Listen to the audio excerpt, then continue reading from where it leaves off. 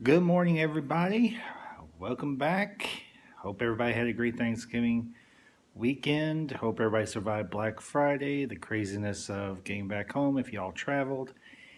It's Ambassador Kosh with you with another brand new installment in our B5 series.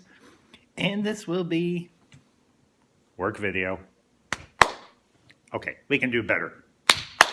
There we go. And I'm actually going to bring y'all a couple of these today and everything because a little background on me, just a little and everything. I work at a university near where I live, obviously. And we were just coming off Thanksgiving break, so things are a little bit dead and everything. No classes last week, yada, yada, yada. So I've got a little extra time, and I'm going to bring you a couple extra videos today. That way I've got the rest of the day to do life. Because I love doing this for y'all, but I do life as well. But anyway, as I said, this is going to be another entry in our Beef Babylon 5 Universe series, and this is going to be another character discussion. I am eventually going to get into the show, but I want to, for those of you who may have forgotten the universe, I'm trying to build it for y'all, piece by piece, character by character, and then we're going to go, once I'm finished with all the characters, at least the major ones that have enough story to discuss. Just FYI, I won't be doing a character video on Zach Allen because honestly, he's an interesting character, but there's really not enough there to him to do a video on. This one's going to be on Jakar. I'll probably do one on Marcus Cole and everything.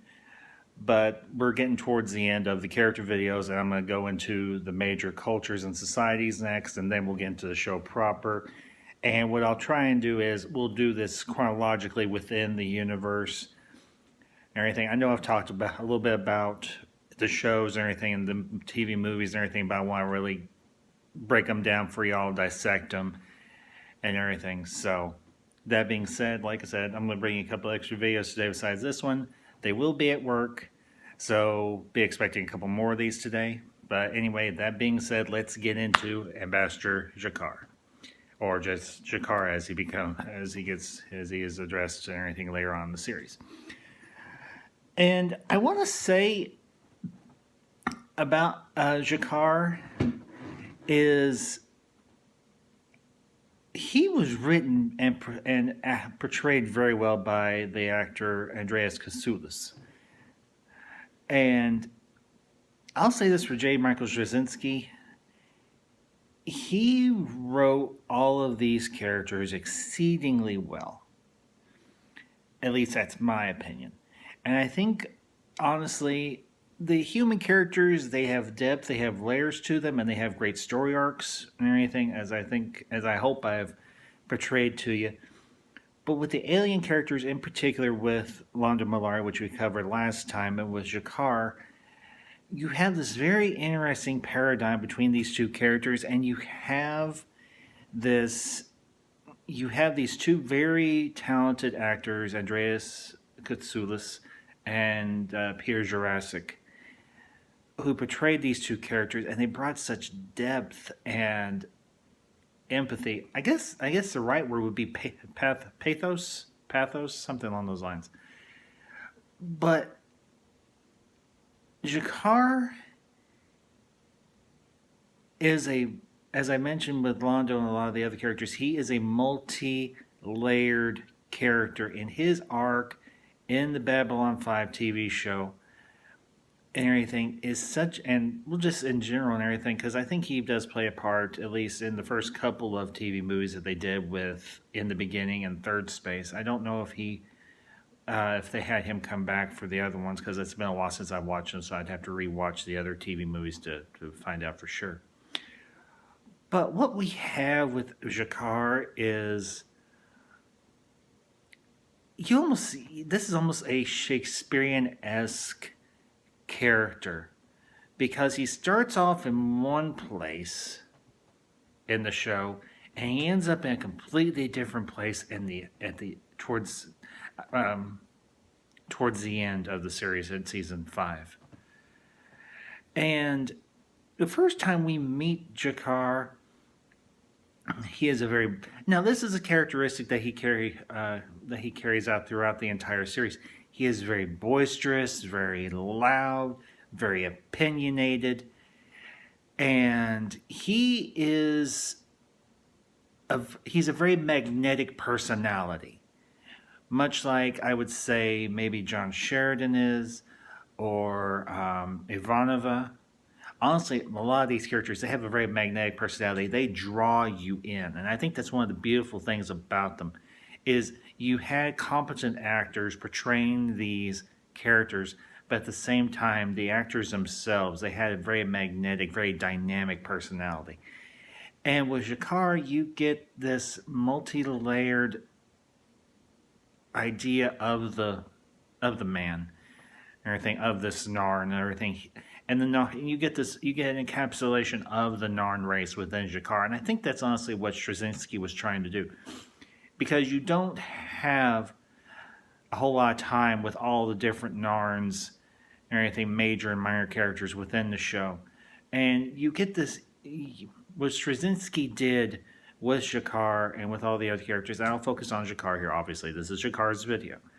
Is you get this idea of who the Narn were once, and you get an idea of who they have become since they have reached the stars and since their encounter with Centauri and the persecution, the slavery that the Narn went through under the Centauri, or Centauri, excuse me.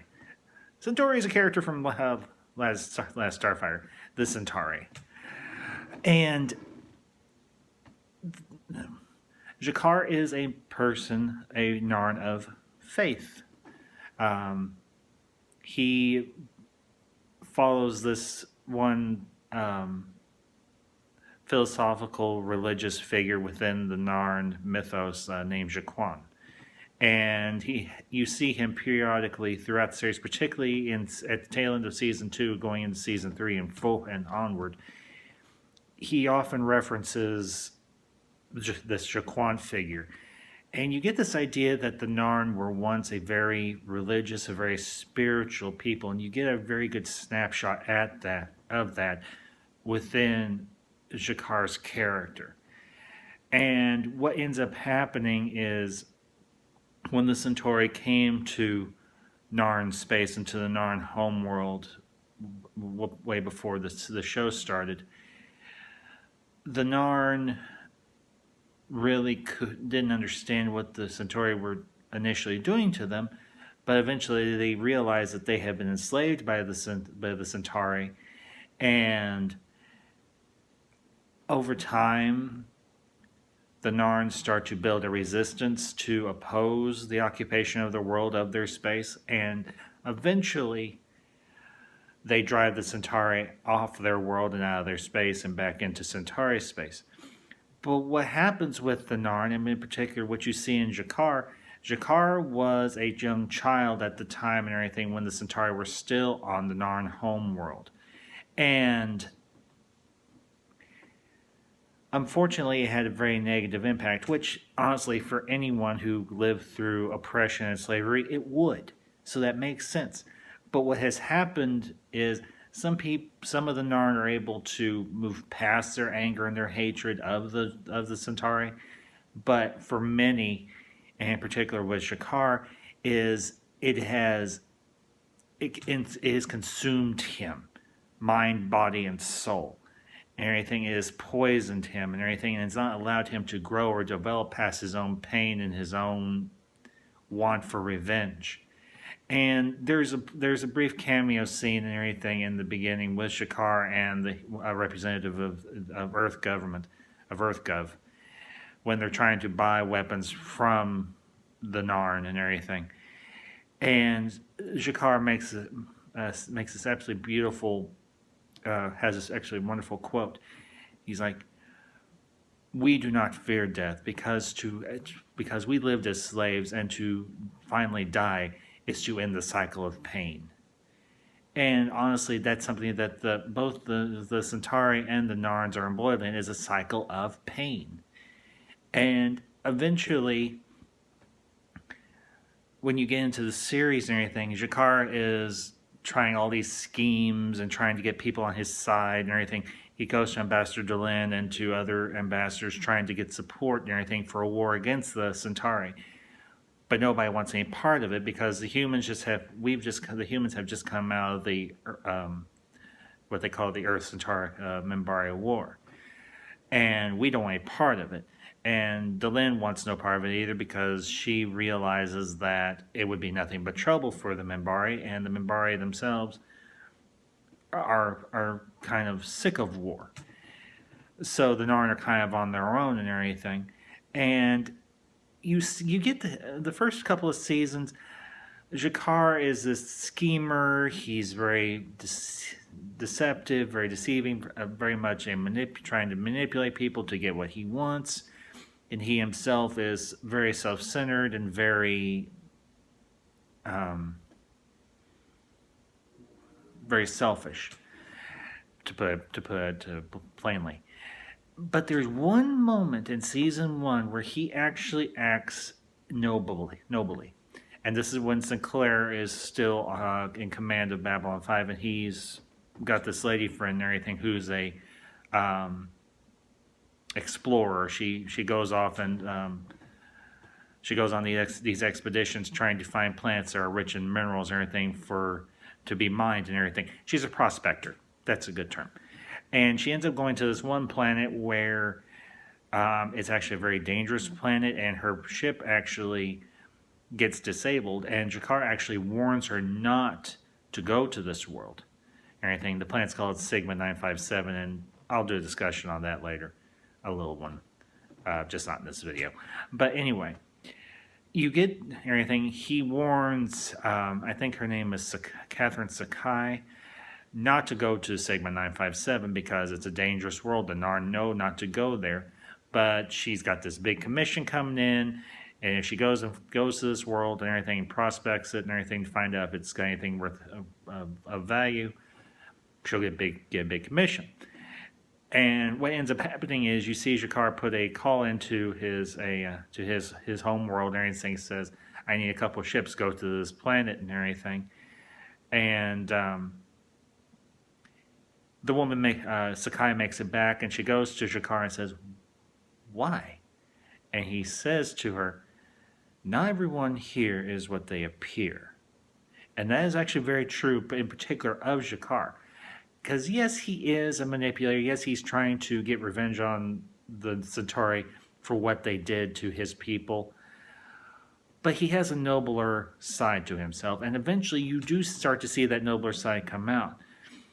There is a scene in, I think it's the tail end of season 2, and the story arc between Jakar and Malari really ramps up and everything with the outbreak of the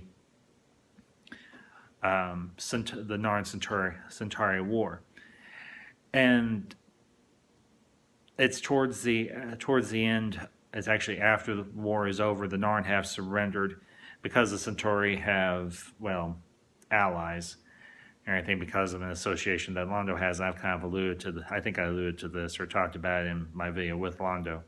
Basically, Londo has allied himself with the Shadows, and the Shadows come in, and they absolutely, on a couple of occasions, massacre the Narn military. And there's a scene in the council chambers. Sheridan's there, Delenn's there, the League of Non-Aligned Worlds is there, and so on. And Londo and Jakar are there, and I think Kosh is there as well. But the Centauri have accepted the Narn's surrender, and they have all these conditions. And one of the conditions is that Jakar can no longer be a representative of the Narn because the Narn government no longer exists. The Centauri have taken it over. And so Malari, it gets very heated. There's a very heated exchange between him and Sheridan and Delenn. And basically Sheridan or anything has accepted Jakar's request for sanctuary, asylum there on Babylon 5. He's safe so long as he stays there.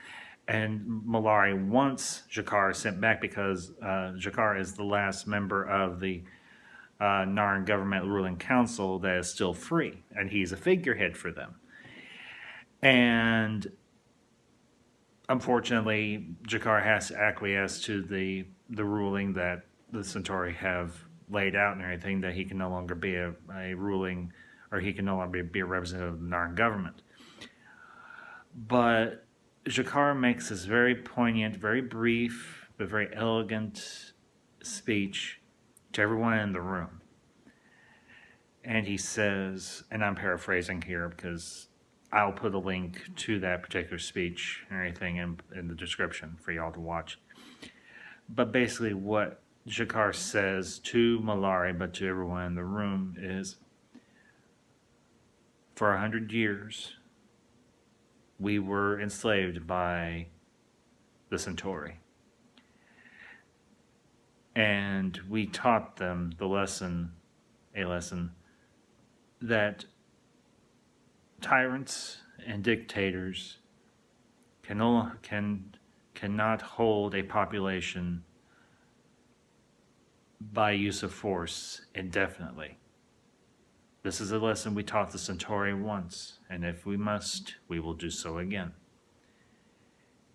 And you can't help but get choked up, because even in this moment where everything seems its bleakest and its darkest, Jakar is speaking for his people, and he is saying very defiantly, you did this to us once and you paid a terrible price for it, Centauri. And if we have to, we will do so again. And that really is the turning, that's the start of Jakar's turn from this very conspiratorial, very deceptive, scheming character into a much deeper and richer character. And as the seasons progress, in particular season 3, he goes through this. It's subtle, but over a span of several episodes, you see Jakar transformed from this political leader into this religious / spiritual leader for his people there on Babylon 5 and for the Narn in general. Now he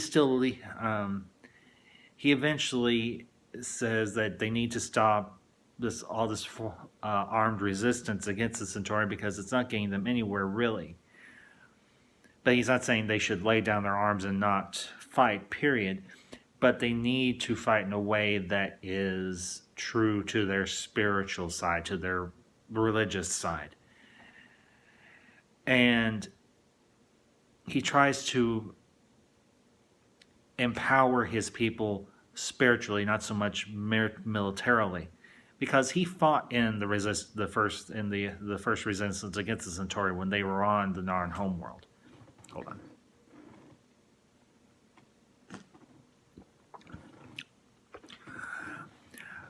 But what you see with Jakar as the seasons go on, in particular when the shadows start moving about and everything, the shadow war starts ramping up big time, is he speaks to his people and says, look, we have little.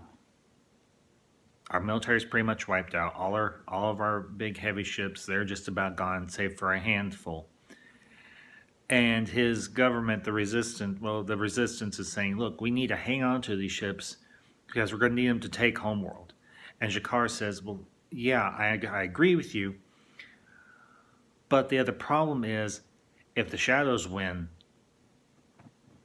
the humans get wiped out, the Minbari get wiped out, the Centauri get wiped out, sure, okay, yeah, and everything. But we get wiped out too, as do all the other races. The League of Non-Aligned Worlds get wiped out.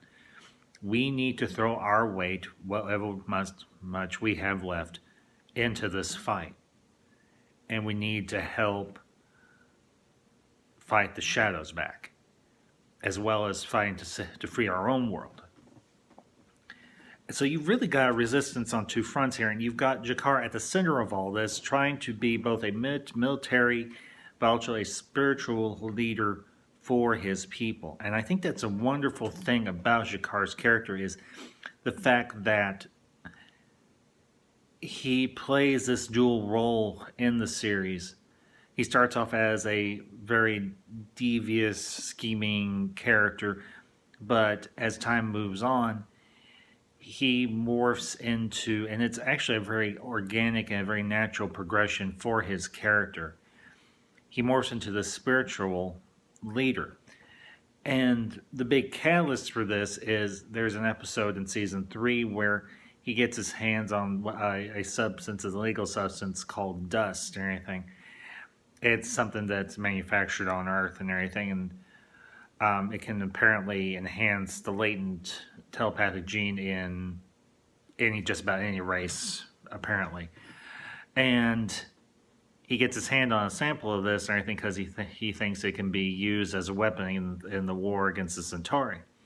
And he goes on this drug-induced rampage, and he goes after Londo Mollari specifically. And you see them in, I think it's one of the sections of Down Below on the station or anything. It's a very secluded, very isolated section of the station. And there's this telepathic exchange or anything where Jakar is in Londo's mind and he's trying to dig up all his secrets and inflict as much telepathic or psychological pain on Mollari as he can muster. And then there's another moment where he sees a telepathic image of his father hanging from a tree, and this is actually alludes as a allusion back to a story that he told to, I think it was Sinclair or one of the other members of the staff on Babylon 5, because his father. This was back during the first Centauri occupation of the Narn homeworld, and his father served as a slave in a Centauri home. And his father commits this very inoffensive act and everything, and they end up taking him out and hanging him from a tree by his wrists to basically starve him to death. And you see Jakar talking to him, his father, and his father is imploring him. He's like, look, we are dying people. And if we're going to die, then we should die, the Narn race should die a noble death. It should be something that's remembered with honor and respect, not something that's negative and vile and just downright wrong. And you see a few minutes later in that exchange, his father's off a tree, and he's talking to Jakar they're still face to face, but they're on the same level. It's not Jakar looking at his father hanging on that tree.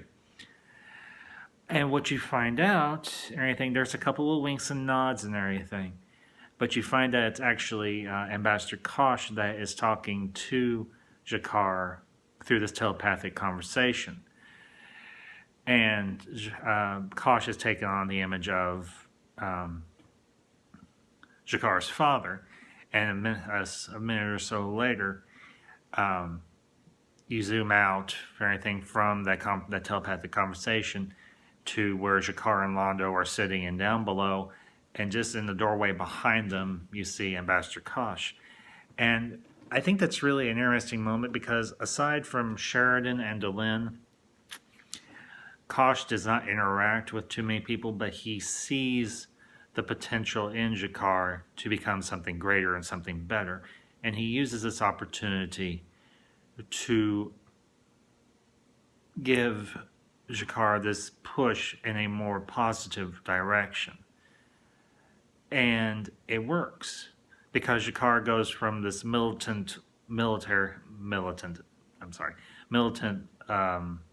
leader to a much more peaceful leader, everything for his people. He still thinks that they need to resist the Centauri in any way they possibly can, but he influences his people in such a way that they will, if they're all wiped out, then their legacy will be a positive one, not a negative one. And honestly, after the Shadow War is over and the war to reclaim Earth and everything from President Clark ramps up, Jakar plays his part in this as well because he becomes a spokesperson for him, for the Narn and for the League of Non-Aligned Worlds, because eventually, during the progress of the Shadow War, the Centauri leave Narn space and leave them alone, which I kind of talked about and everything in my discussion about Londo. But Jakar goes to the rest of the League of Non-Aligned Worlds and says, "Look, if Earth falls, we all fall too. If they crumble, we crumble too." He's like, this is the humans' fight, and they should fight it, but we can be there to support them. Everything logistically, everything by not fighting amongst ourselves and by making sure that the rest of space is kept safe while the humans and everything take care of their own house. Because the humans, they became a big leading force in the war against the shadows, and we proved that we could work together. And the League listens to Jakar because a lot of the worlds and everything, they had their own personal beef with the Centauri, but Jakar says, "Look, I know you all had your issue with the Centauri, what they did to you all during their war of expansion, but for now you need to put that aside." He's not saying I suggest you forget what the Centauri did to you, but right now we need to help the humans. The humans should be our focus. We should support them because they supported us, and he's like, the humans have supported the Narn during their war and everything. They supported indirectly everything the Narn during their war with the Centauri. And towards the end of the series and everything, and unfortunately, I don't know if it was just the fact of the matter that Andreas Katsoulis didn't return for the 5th season or what have you, but you see him leave Babylon 5, and he can do this safely now because the war with Centauri is over and there's no longer a warrant out for his arrest. But the Narn have recovered from the Centauri occupation. They've gotten through the Shadow War and everything, and they're wanting Jakar to become their new leader and everything, and he doesn't want that. He wants them to find their own way, to find their own path, to find their own destiny without him, because he never did what he did. He did not do for selfish reasons to become some government leader, political leader. He saw himself more as a spiritual leader, and I think that's a wonderful point and everything of Jakar is everything he did selflessly. He did it for he started out as a very selfish, very very self-centered, in a matter of speaking, character, but at the end of his arc, he has become a very selfless, a very empathetic, a very caring person. He wants what's best for his people, but he doesn't want his people to lean on him and rely on him so much. And I think that's a wonderful aspect of Jakar and everything. And I think it's something we all can learn something. It's a point we can learn something from him. Is that it's all well and good to want what's best for your people, much like Malari, but at the end of the day, you want your people, you want the people that come after you to be self-reliant, to be able to stand on their own 2 feet, to do for themselves. You want them to be able to come to you when it's necessary, but you want your predecessors, not your predecessors, wrong word. Long story short, you want those that come after you to be able to stand on their own 2 feet and find their own way, and you want them to have your example to look back on.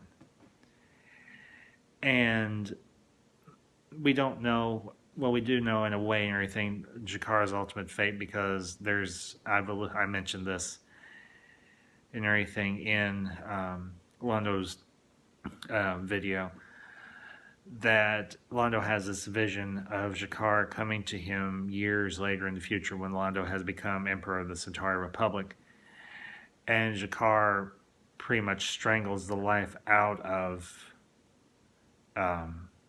Londo. He kills him, and I think Jakar and everything goes off and everything, and I guess he dies of old age or what have you. But I think that's the wonderful thing about Jakar is he like so many, like I mentioned before, he's a very magnetic personality, very dynamic, very big, kind of larger than life. And